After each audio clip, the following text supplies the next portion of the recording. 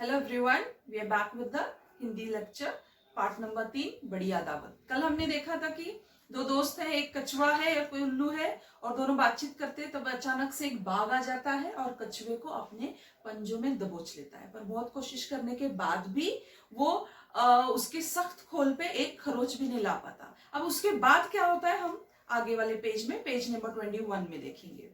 बाघ बौखला कर इधर उधर देखने लगा। बौखलाना यानी परेशान हो गया। क्यों परेशान हो गया था वो? क्योंकि उसको कोशिश कर रहा था कि वो जो कछुए की सख्त खोल थी उसको नोच कर फाड़ कर वो खा सके। पर वो तो सख्त, इतनी सख्त थी कि वो उससे कितनी कोशिश करने के बाद भी उस पर एक खरोच तक नहीं आ रही, इसलिए वो बौखला गया था। बौखलाना यानी परेशान होना। उल्लू पेड़ की डाल पर बैठा सब कुछ देख रहा था। अब उल्लू क्या था? पेड़ पे था, बैठा हुआ था वहां पे, और पेड़ पे बैठकर वो देख रहा था कि बाघ क्या कर रहा है अपने दोस्त कछुए के साथ। तो वो कोशिश कर रहा था उसको तोड़ने की, तो वो सब कुछ देख रहा था। उसने बाघ से कहा, अब उल्लू बहुत ही चालाक होते हैं, तो उसने बाघ से बड़ी चालाकी से क्या कहा देखते हैं। बाघ भाई, कछुए का खोल धूप में सूख कर सख्त हो गया है। सख्त यानी कठोर, यानी कठिन, यानी हार्ड हो गया है। तो उसने क्या बोला, कछुआ जो तो बाहर था, तालाब के अंदर नहीं था, वो तालाब के बाहर था, तो धूप में सूख सूख के क्या हो गया? सख्त हो गया, यानी हार्ड हो गया, कठोर हो गया है। अगर आप कछुए को तालाब के पानी में कुछ देर के लिए छोड़ दें तो उसका खोल मुलायम और स्वादिष्ट हो जाएगा। अब उसने अपने दिमाग से चालाकी लगाई।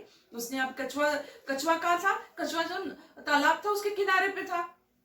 जब बाघ ने उसको दबोच लिया था, अब उल्लू ने अपना दिमाग लगाया और उसको बोला कि बाघ भाई क्या हो गया है, ये कछुआ बहुत देर से धूप में है, इसीलिए इसका जो खोल है, यानी ऊपर की जो उसकी कवर, उसका शेल है, वो सख्त हो गया, हार्ड हो गया। तो अगर आप इसको क्या करोगे, पानी के, तालाब के पानी में थोड़ी देर के लिए छोड़ दोगे तो वो सॉफ्ट हो जाएगा। ऐसे उसने बाघ से कहा। सॉफ्ट और मुलायम हो जाएगा। सॉफ्ट यानी मुलायम, और स्वादिष्ट यानी टेस्टी, एकदम टेस्टी हो जाएगा। बाघ ने सोचा उल्लू तो समझदार है। बाघ ने सोचा अरे ये उल्लू बड़ा समझदार है, वह ठीक ठीक कह रहा होगा। वो मन में सोच रहा था कि ये उल्लू बड़ा समझ रहा, वो ठीक ही कह रहा होगा। फिर बाघ यह भी नहीं दिखाना चाहता था कि उसे कुछ मालूम ही नहीं है। अब बाघ को तो, बाघ ने कभी कछुआ खाया ही नहीं था, पर वो बात वो उल्लू को बताना नहीं चाहता था कि मैंने कभी कछुआ खाया नहीं और मुझे पता ही नहीं कि कछुए को किस तरह से खाया जाता है। तो उसको समझ गया कि ये उल्लू बड़ा समझदार है और ये जो भी बात बोल रहा है वो सही बोल रहा है। तो बाघ ने देखो कैसे चालाकी से अपनी बात बदली।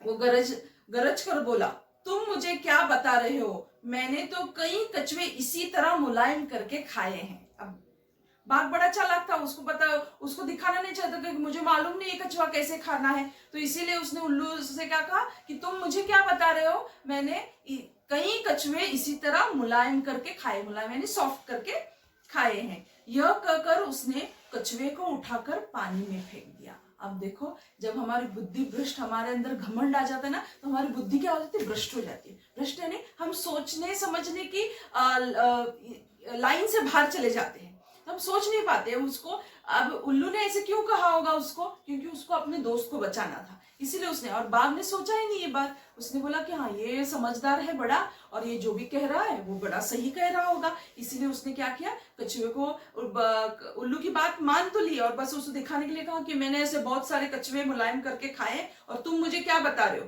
तो यही बात करते हुए उसने कछुए को उठाया और तालाब में फेंक दिया।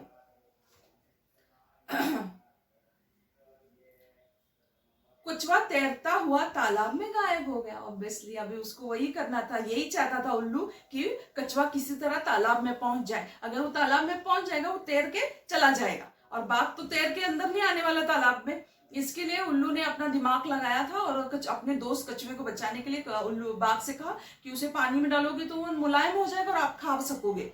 तो इसीलिए बाघ ने उल्लू की बातों में आकर कछुए को क्या कर दिया, उठाकर तालाब में फेंक दिया। और जैसे ही उसने तालाब में फेंक दिया, कछुआ तैरता हुआ तालाब में गायब हो गया। जैसे कछुआ फटाफट, जैसे वो तालाब में, जैसे बाघ ने फटाफट तैरता हुआ क्या होगा, तालाब में गायब होगा। बाघ तालाब के किनारे बैठा दावत के सपने देखता रह गया। बाघ ने देखा, उसको लगा था कि मैं ऐसे पानी में डालूंगा वो सॉफ्ट हो जाएगा, मुलायम हो जाएगा, वापस उठा के मैं उसको खा लूंगा। पर चालाकी से, उल्लू ने चालाकी से अपने दोस्त की जान बचाई। जैसे तालाब में कछुआ चला गया, वो तैरता तैरता तालाब में गायब हो गया। और बेचारा बाघ वही सोचता रहा, सपने देखते रहा स्वादिष्ट खाने की, यानी जो उसने सोचा था कि आज बड़ी अच्छी दावत मिलने वाली है उसको, वो बस किनारे पे बैठा दावत के सपने ही देखता रह गया। तो इस पाठ से हमें क्या संदेश मिलता है कि सूझबूझ से कठिन काम आसान हो जाते हैं। अभी जैसे उल्लू ने अपनी सूझबूझ लगाई थी, जैसे मुश्किल आई थी, अब मुश्किल किस पर आई थी, उसके दोस्त कछुए पे आई थी, और उसने क्या किया, अगर उल्लू जाकर शेर के साथ, बाघ के साथ अगर लड़ता तो क्या वो जीत पाता? नहीं।